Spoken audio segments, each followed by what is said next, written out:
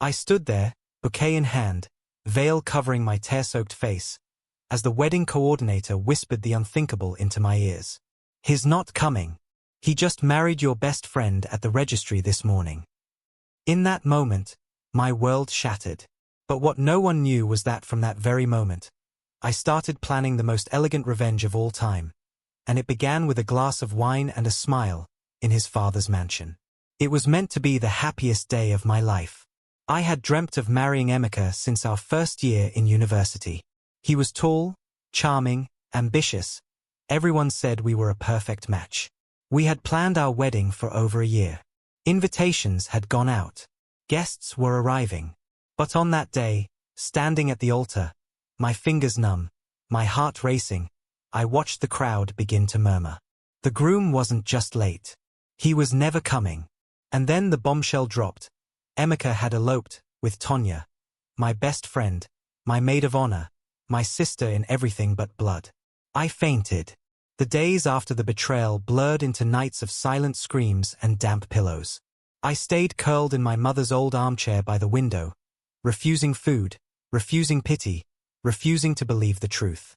My phone buzzed endlessly, messages from old classmates, neighbors pretending to care, and social media tags that felt like daggers to the soul. They didn't even try to hide it. Enkay and Onye had plastered their wedding photos everywhere.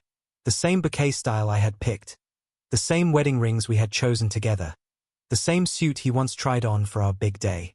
My heart was no longer breaking. It was already in pieces. I watched the rain that morning, falling steadily like it had been sent to mourn with me. And then, unexpectedly, there was a knock on the door. I didn't move. The knock came again, firmer, more deliberate. My sister opened the door. I heard her voice, hesitant. "Chief Obasi, good evening, sir." My heart skipped. Why was he here? Moments later, Chief Obasi stepped into the living room. He looked more tired than I'd ever seen him. His once vibrant eyes were heavy, his salt and pepper beard unshaven. He looked like a father who had been shamed by his own son. "I just wanted to say," he began gently, his voice rough with sincerity, "that what my son did to you is the deepest disgrace to our family name. I don't expect you to forgive him. I only came to tell you that you did nothing wrong. You were the daughter-in-law I prayed for." His words broke through my numbness. I felt hot tears flood my cheeks, and before I could stop myself, I let out a cry I had buried for days.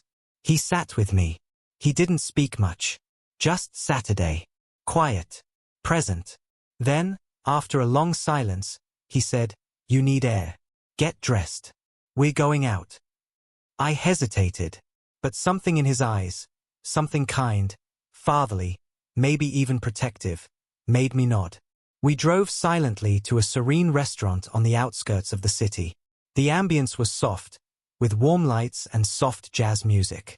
The waiter brought 2 glasses of red wine, and for the first time in weeks, I heard myself laugh, just a little, when Chief made a dry joke about being too old to use Instagram but not too old to drink wine. "You know," he said, swirling the glass slowly, "life doesn't always unfold the way we plan it. Sometimes it breaks us so we can discover parts of ourselves we never knew existed." His words stayed with me long after the dinner. That night, as he dropped me at my gate, he said something that would echo in my heart for weeks. "Don't let them steal your shine, Ada. One day, they will wish they treated you better. Mark my words." I did mark them. And that dinner? That moment of quiet dignity and unexpected comfort? It was the beginning of a new chapter one never saw coming. In the weeks that followed that quiet dinner, Chief Obasi became a gentle rhythm in my chaotic life. He would call in the morning, just to ask how I slept. He'd send books he thought I'd enjoy, flowers when I least expected, and invitations to gallery openings or private dinners in places so exquisite. They felt like pages from a dream. At first, I thought it was just pity, that he saw me as a wounded girl his son had wronged, a broken doll he was trying to mend. But soon, I realized, it was more, and it terrified me. One afternoon, I met him for lunch at his estate. It was a grand, sprawling mansion nestled on a hill, overlooking a river that shimmered like liquid glass. I wore a simple navy blue dress, still unsure why he kept inviting me, unsure of what I was even doing. But the moment I walked in, his face lit up like sunrise. "You look radiant," he said, smiling in a way that wasn't flirtatious, just deeply sincere. "Your smile could light up this entire house." We sat beneath the pergola in his garden, eating pepper soup and laughing about childhood memories. I was surprised to find how easy he was to talk to. He didn't carry the arrogance that came with his wealth or his age. Instead, there was a kind of noble sadness in him, like a man who had built everything but still carried an ache money couldn't touch. "You know," he said, looking at the koi pond ahead, "I lost my wife 10 years ago. She was my peace. Since then, I've been surviving, not living." I turned to him slowly. "And now?" I asked. He looked at me, not just at my face, but through me. "Now, I'm learning to breathe again. And somehow, you make that possible." I froze. There it was. The confession that changed everything. For a moment, silence wrapped around us like silk. I felt my heart stammer, confused between fear and something else, something dangerous. This was the father of the man who left me. The father of the man who shattered my heart. And yet, Chief Obasi wasn't just Emeka's father anymore. He was his own man, gentle, wise, magnetic. He didn't see me as damaged goods. He saw me as a woman who had survived fire and still smelled like flowers. "Chief," I began cautiously, "you don't have to fix me." He chuckled. "My dear Ada, maybe it's you who's fixing me." I left that day with a storm inside me. I couldn't sleep. His voice echoed in my mind. His kindness, his presence, the safety I felt when I was around him. It was nothing like the recklessness I felt with Emeka. This was different. He wasn't rushing me. He wasn't pressuring me. He was simply showing up, consistently, gently, every day. And before I realized it, I started looking forward to his voice more than the silence. 3 months had passed since the day Emeka shattered my world. And yet, there I stood again, dressed in white. But this time, I wasn't trembling. There was no veil of sorrow covering my face. No whispered murmurs of betrayal in the air. No tears hiding behind my eyes. Instead, there was silence, rich, powerful, glorious silence, as the grand doors of the Obasi private chapel opened, and I walked down the aisle, not toward Emeka, but toward his father. Yes, I married Chief Obasi. The whispers had begun long before that day. Is it revenge? How could she? He's old enough to be her father. But they didn't know the nights I cried until my pillow was soaked. They didn't see how Chief sat by my side, never asking for more than a smile, never trying to force the broken pieces back together, but gently handing me new ones to build something better. They didn't know that he'd studied every scar Emeka left behind, not to exploit them, but to understand how to never reopen them. And when he proposed, he did it not with a grand spectacle, but with truth. It was a quiet evening, just the two of us on his penthouse balcony, the Lagos skyline glowing in the distance. "I know I'm not young," he began, holding my hand firmly, "and I know this is unconventional, but I also know peace when I feel it. And when I look at you, Ada, I don't just see a woman, I see a partner, a future, a reason to breathe again. Marry me, and let's live above the noise." I was speechless, not because I hadn't thought about it, but because, deep down, I had been afraid to believe I still deserved love. Real love, unshaken by time, scandal, or society's whispers. But as he slipped the ring on my finger, I didn't feel shame. I felt reborn. On our wedding day, the world watched. Some with awe, some with disgust, and a few, like Emeka and Tonya, with disbelief so thick it was practically choking them. They arrived, uninvited, of course, dressed like royalty but wearing envy like a second skin. I didn't speak to them. I didn't need to. My silence was louder than any insult they could muster. And when the priest pronounced me Mrs. Obasi, a name Tonya once swore she'd carry someday, I caught the flicker in her eyes. Rage, regret, and something else she couldn't hide. Defeat. After the ceremony, As I walked arm in arm with my new husband past the marble pillars of the estate, paparazzi flashing and guests clapping, Emeka called out, "Ada, what are you doing? This is madness." I paused. Just briefly. I turned to him, smiled softly, and said, "No, Emeka. What you did was madness. This is called moving forward, with class." And with that, I stepped into the Rolls-Royce waiting to take me to my new home. From the ashes of betrayal, I had risen, not as a victim, but as a queen. The transformation wasn't just in my name. It was in my walk, my voice, my presence. I was no longer the girl who cried herself to sleep over betrayal. I was no longer the woman left behind in a white gown, humiliated. I was now Madame Obasi, and the air around me carried that truth like perfume. Moving into the Obasi mansion wasn't just about relocation, it was about elevation. I redecorated the rooms that once held cold silence with warmth, elegance, and purpose. My touch was everywhere, from the golden curtains in the living room to the library that now hosted charity events and intellectual roundtables. I wasn't just Chief Obasi's wife. I was now the matriarch of one of the most powerful families in Lagos. And Emeka? He was struggling to afford rent in a 2-bedroom flat in Ikeja, the one he shared with Onye, his new wife who thought marrying him was the jackpot. But she soon discovered that all the gold she chased turned to dust. You see, when Emeka betrayed me, Chief disowned him, closed every account in his name, removed him from the family business. And it wasn't just punishment, it was justice. He had thrown away a diamond for cheap glass. And now, he was choking on the shards. Then came the moment I'd waited for, without even knowing I was waiting. The Obasi family board meeting. It was an annual gathering, reserved for shareholders, family members, and major decision-makers within the Obasi estate empire. A room full of power, legacy, and influence. This was the first time I would attend, not as a guest, but as Mrs. Obasi, legal stakeholder and co-signer of the family assets. I entered the hall in a blood-red designer gown.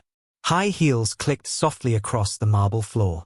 Diamonds sparkled on my ears, my wrist, and on the ring finger that used to tremble in fear, but now pulsed with power. The room went silent. And then I saw them, Emeka and Onye, seated uncomfortably at the far end of the long mahogany table. Tonye's face was pale under layers of makeup. Emeka looked thinner, eyes sunken, as though life had humbled him to the bone. Chief stood up, cleared his throat, and gestured to me. "This is my wife. From today onward, any business involving the Obasi group runs through her hands. She has full authority." Whispers, gasps, shock. Emeka shot to his feet. "Dad, you can't be serious. She's using you." Chief didn't blink. "I'm old, Emeka. Not blind. She brought peace into this house, something you almost destroyed. Sit down." Onye tried to nudge him, but Emeka was burning with humiliation. Then Chief looked at him one last time and said, "You owe your mother an apology." I nearly laughed. That one sentence was everything. I didn't say a word during the meeting. I didn't need to. My silence had power now, and I had no intention of wasting words on people who once celebrated my pain.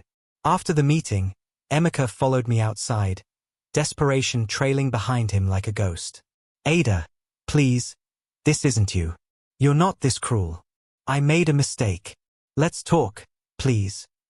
I turned around slowly, looked into the same eyes that once lied to me, and smiled with dignity. "You're right, Emeka. I'm not cruel.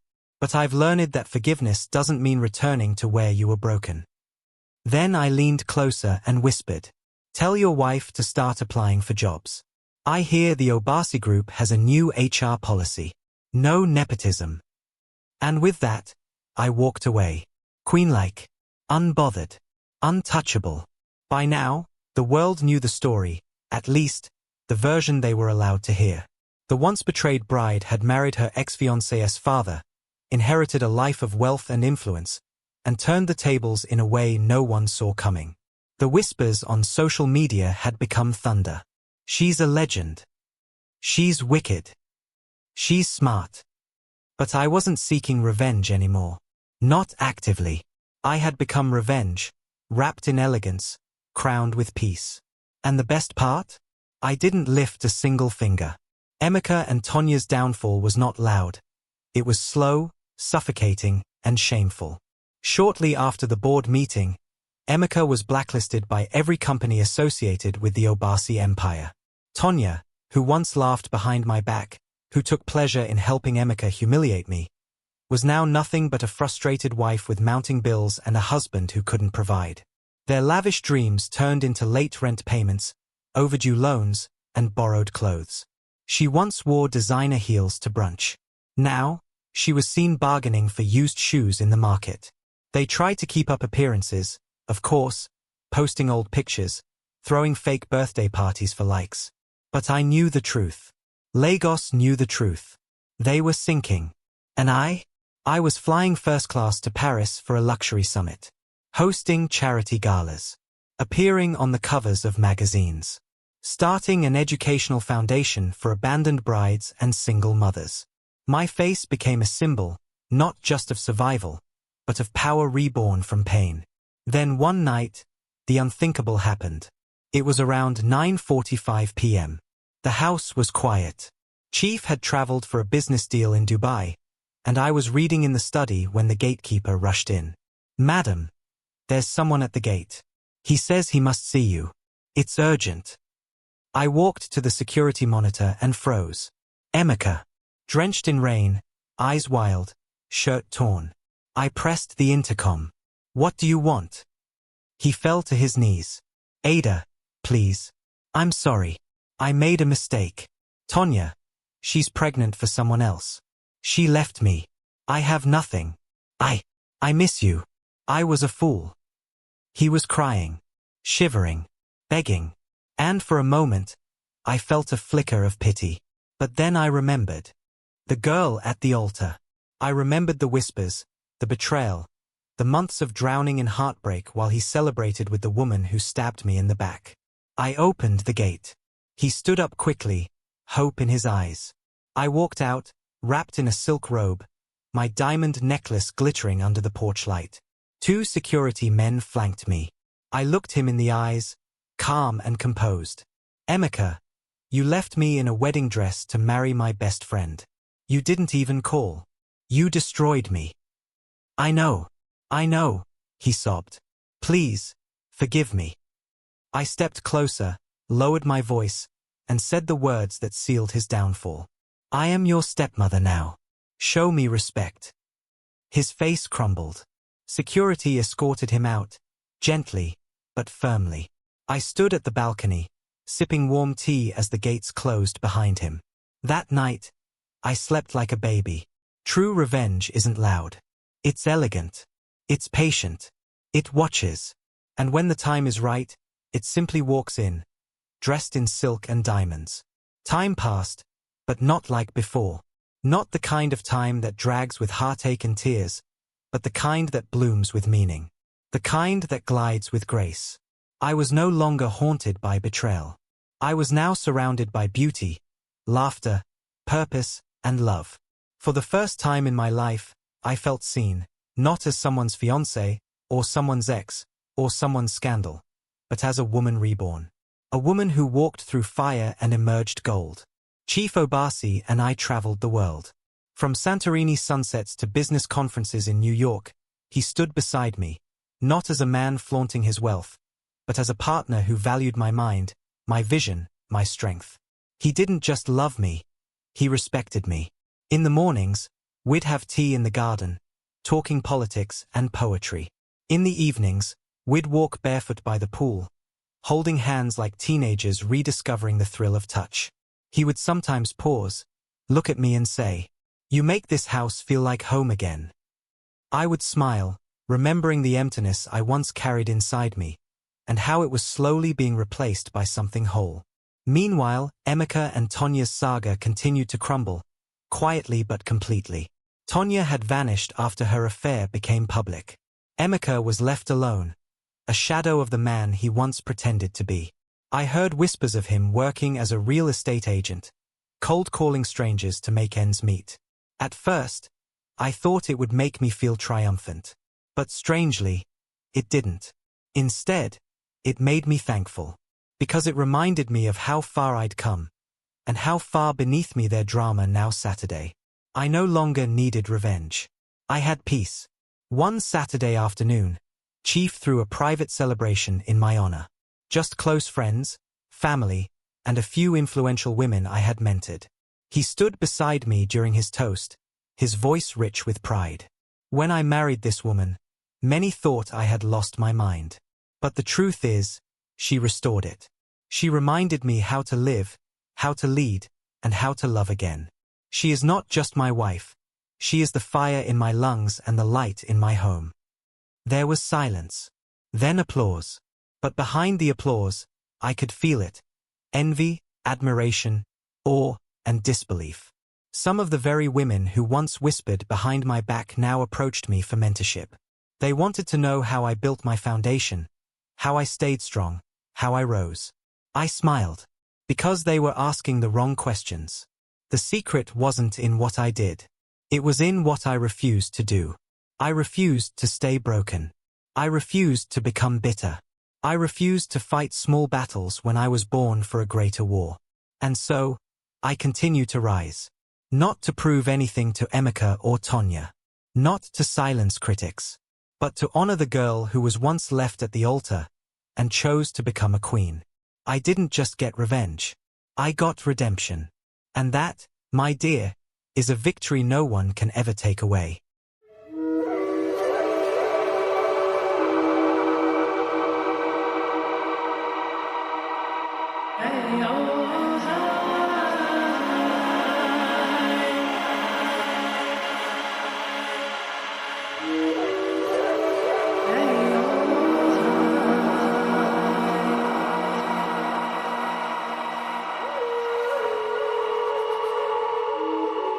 Hey, oh.